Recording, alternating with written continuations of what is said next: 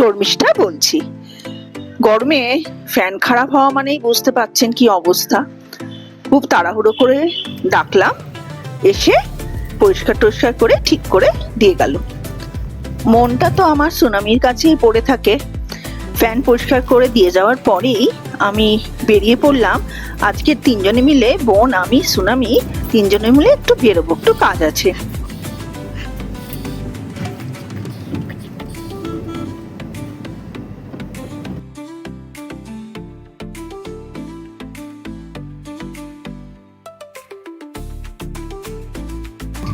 দেখুন, যেতে যেতে আমরা আলিপুর জেলের পাশ দিয়ে যাচ্ছি।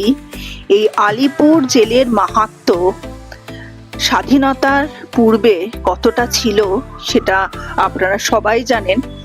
এখন এটি মিউজিয়ামে পরিবর্তিত হয়েছে। এখানে আসা হয়নি, ইচ্ছা আছে একদিন আসবো।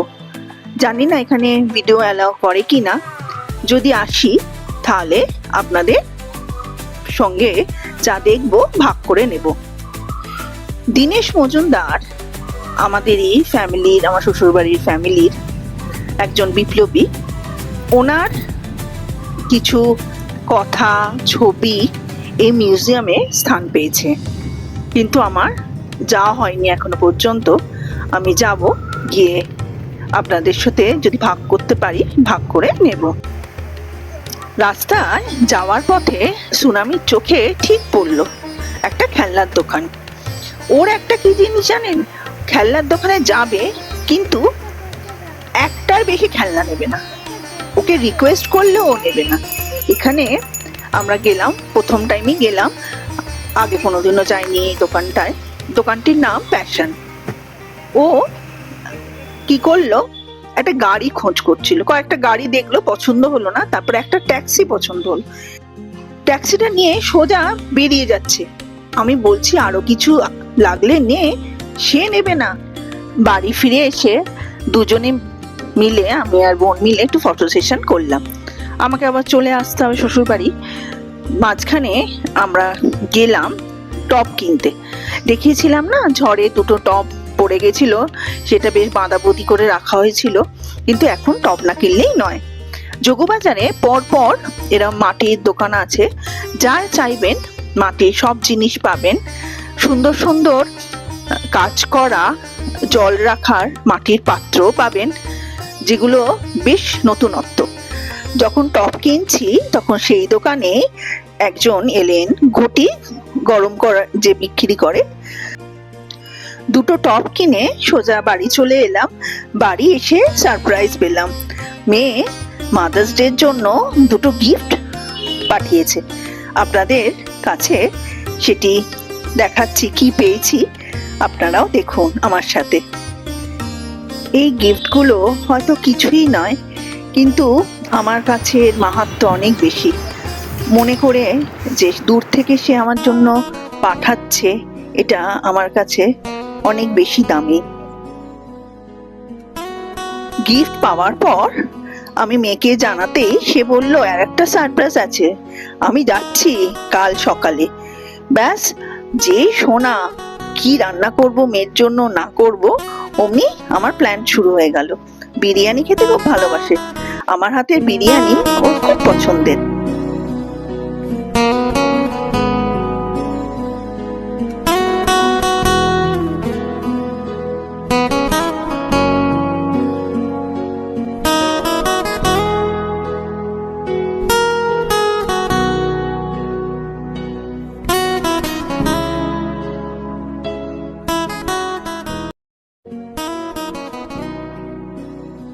প্রথমে আলুটা ভেজে নিলাম।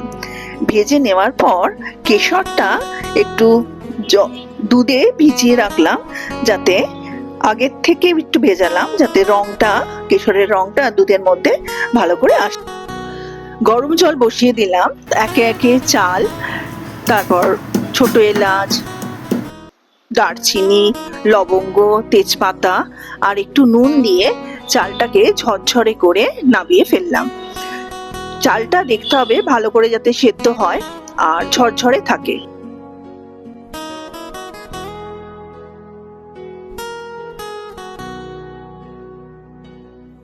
এর মধ্যে পেঁয়াজটাকে ভালো করে ভেজে বেরেস্তা তৈরি করে নিলাম।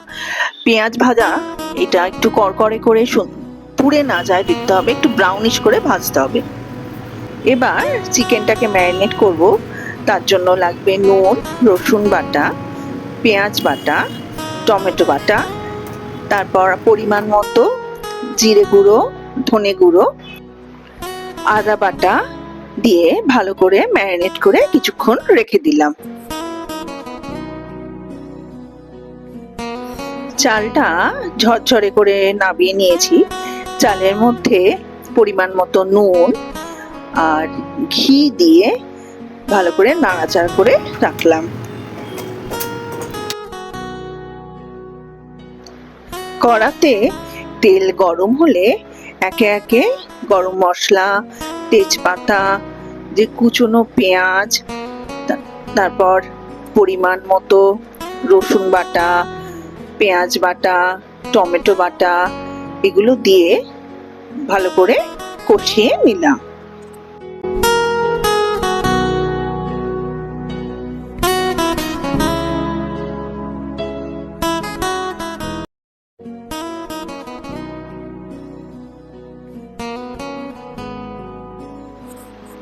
এরপর এই বিরিয়ানি রান্নার মেন ইনগ্রিডিয়েন্টস এভারেস্টের বিরিয়ানি মশলা, এটা একটু পরিমাণ মতো দিয়ে দিতে হবে।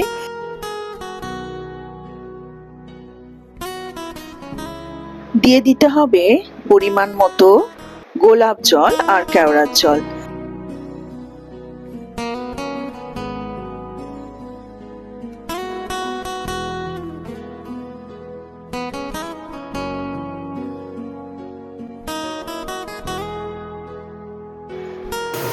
কেশর যেটা দুধে ভিজিয়ে রাখা হয়েছিল সেটাও পরিমাণ মতো পেঁয়াজের উপর দিয়ে দিতে হবে। ভালো করে কষাতে হবে। কষিয়ে ম্যারিনেট করা মাংসগুলো দিয়ে অনেকক্ষণ ধরে নাড়াচাড়া করতে হবে। তারপর চাপা দিয়ে দিতে হবে। কিছুক্ষণ পর চাপা খুলে দেখা যাবে জল ছাড়ছে।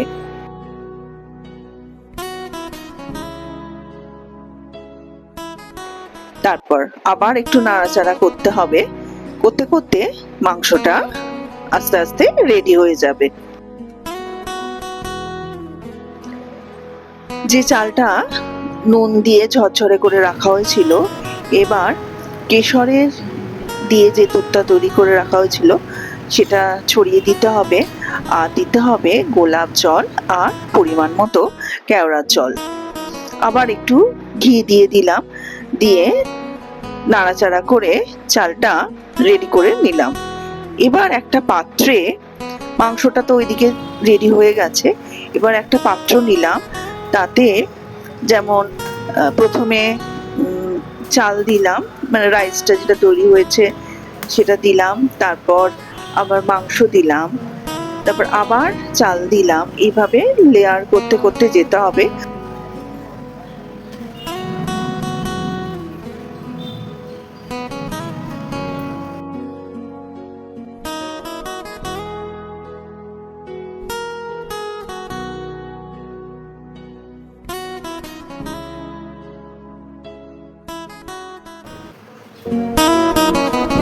চালের উপর বারিস্তা ছড়াতে হবে।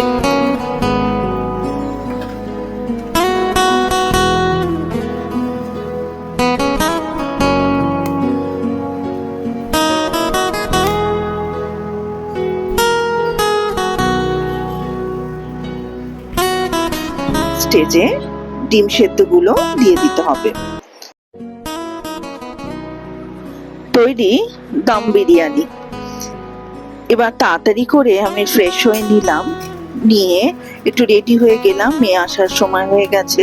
তার আগে একটু স্যালাড কেটে নিলাম।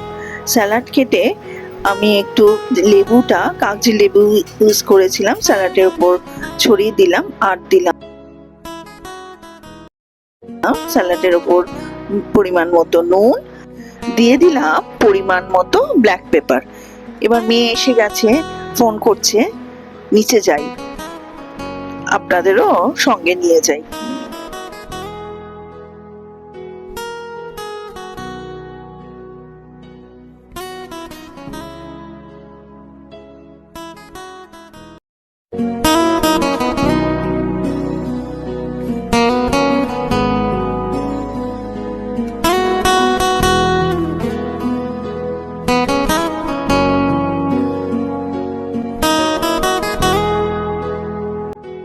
গরমের মধ্যে এসে ঠান্ডা জল খেতে ইচ্ছে করছে।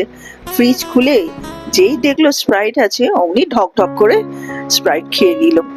যাই হোক, আমি বললাম খাস না, কিন্তু কি আর করা যাবে, ঘামছে, কষ্টও পাচ্ছে, আমি খেতে দিয়ে দিই।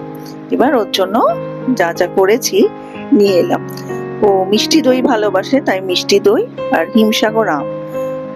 আর যেখানে ও থাকে পুনেতে, ওখানে তো আর হিমসাগর আম পাওয়া যায় না, তাই হিমসাগর আম খেয়ে দিয়েই আমরা বেরোবো। ভাই এসছে, ভাইয়ের সাথে দেখা করবে না হয় কখনো, তাই আমরা সোজা চলে গেলাম ভাইয়ের সাথে দেখা। এখানে দেখুন, দিদিকে দেখে ভাইয়ের আনন্দের আর শেষ নেই। সে দিদিকে কত রকম কেরামতি জানে সেগুলো দেখাতে শুরু করলো। মাটিতে শুয়ে পড়লো, শুয়ে সাঁতার কাটা থেকে শুরু করে অনেক রকম কেরামতি শুরু করে দিল। এবার দিদি দেখছে থামছে না, যেই দিদি নিয়ে নিল কোলে, আর দিদির সাথে পেরে ওঠে ও ছোট্ট ভাই। চেষ্টা করছে দিদির হাত থেকে বাঁচার, দিদি তো ছাড়বে না, আর সেই ভাইও জোর লাগাচ্ছে।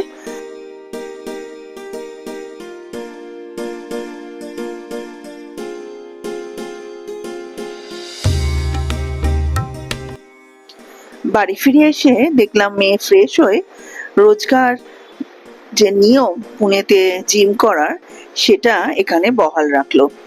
ব্যালকনিতে দেখলাম ডাম্বেল নিয়ে কি কসরত। আমি গিয়ে একটু ভিডিও করলাম। ডাম্বেলটা কি ভারী, ওরে বাবা!